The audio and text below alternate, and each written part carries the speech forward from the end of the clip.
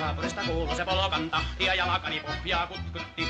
Ievan äiti se tyttävää vahti, mutta kyllä sen Ieva jutkautti. Sillä ei meitä silloin kieltä haittaa, kun myö männää laajasta laetaa. Salivila hipput tipput tappuu, ämpyt tippuu hiljalleen. Ievan suu oli vehtenä sellään, kun immeset onna ja toivotti. Pää oli märkänä jokaisella ja viulu se vonkuja voivotti. Mutta ei tätä poikoo märkyys haittaa silloin, kun tanssii laajasta laetaa. Salivila hipput tipput tappuu, ämpyt tippuu hiljalleen.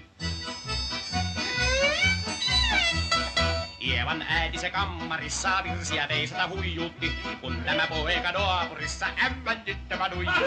Ei tätä poikaa ämmän haittaa silloin, kun laskee laajasta laetaa. Salivila hipput tipput tappuu, ämpyt tippuu hiljalleen. Siellä oli lystiä, jokainen sai tarpeeksi tanssia sykkyttee. Kotiin kun mentiin, niin ämmä se riiteli ja Ievakin alkoi jo nykkyttee. Minä sanon Ievalle, mitäpä se haittaa, laskepa vieläkin laajasta laetaa. Salivila hipput tipput tappuu, ämpyt tippuu hiljalleen. Vuorille sanoi, jotta tukkistuu, sen ruppesin terveytäs takkaamaan. Terveenä pääsen, jos korjaantuus ja ätsikä murjuus tappaa. Mutta ei tätä poikaa ämmät haittaa silloin, kun laskee laajasta laetaa. Salivila hipput tipput tappuu, äppyt tippuu hiljalleen. Sen sanoi, jotta purra pitää, ei luoni vaan nielasta.